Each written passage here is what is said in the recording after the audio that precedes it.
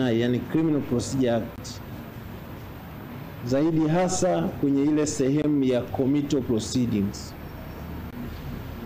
Sijaona sehemu yoyote ya sheria hii ambayo inaipa mamlaka mahakama hii kutoa amri kadiri ya maombi ya mshtakiwa, yaani mahakama kumlazimisha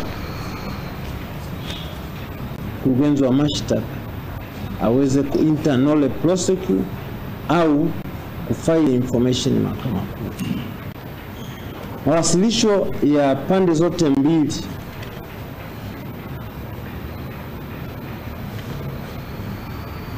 bado yapo kwa mujibu wa kifungu cha 245 kifungu kidogo cha 5 cha sheria ya mwenendo wa makosa ya jinai. Mahakama haiwezi kutoa amri ya kulazimisha internally prosecute bila kuwepo kwa kifungu cha sheria au kumtaka mkurugenzi wa mashtaka mara moja aweze kufile information mahakama kuu, kwa kuwa hakuna kifungu cha sheria kinachosema hivyo. Nini mahakama ifanye? Kama nilivyosema awali, mazingira ya shauri hili kwa mawasilisho yaliyotolewa kwa pande zote mbili, jalada hili bado lipo katika ofisi ya mkurugenzi wa mashtaka kwa mujibu wa kifungu cha 245 kifungu cha 5 kwa ajili ya maamuzi. Hivyo basi ninawataka upande wa mashtaka kukamilisha haraka iwezekanavyo hiyo hatua ya uamuzi,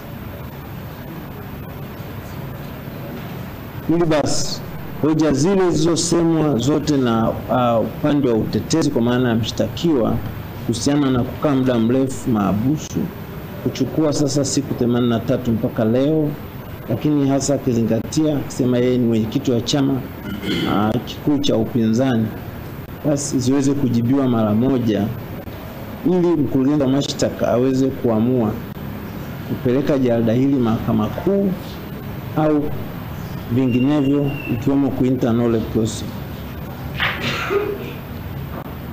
Hivyo basi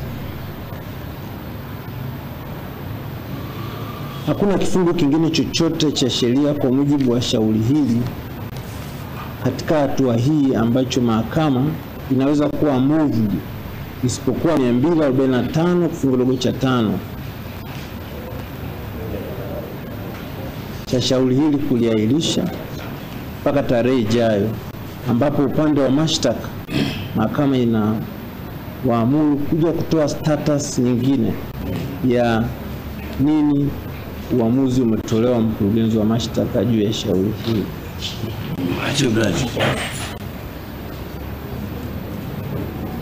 Hivyo tunapanga tarehe nyingine, tarehe 16 Julai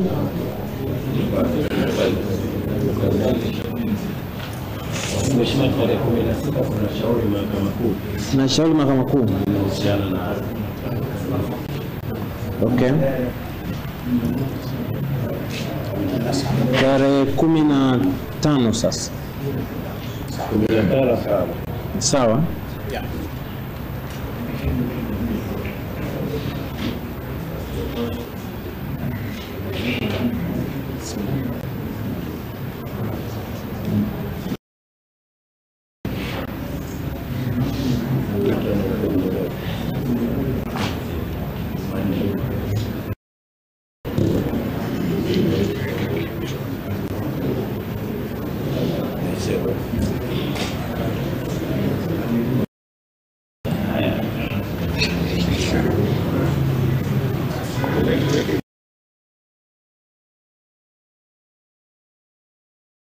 Shauri mpaka tarehe 15 mwezi wa 7. Lakini kabla sijanyanyuka,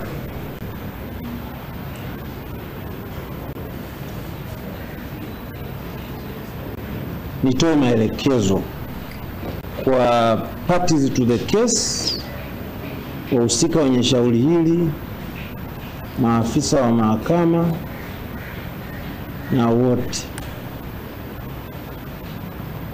Ninatambua kwamba shauri hili lina mvuto kwa watu wengi, lakini mnapaswa kufuata utaratibu wa mahakama.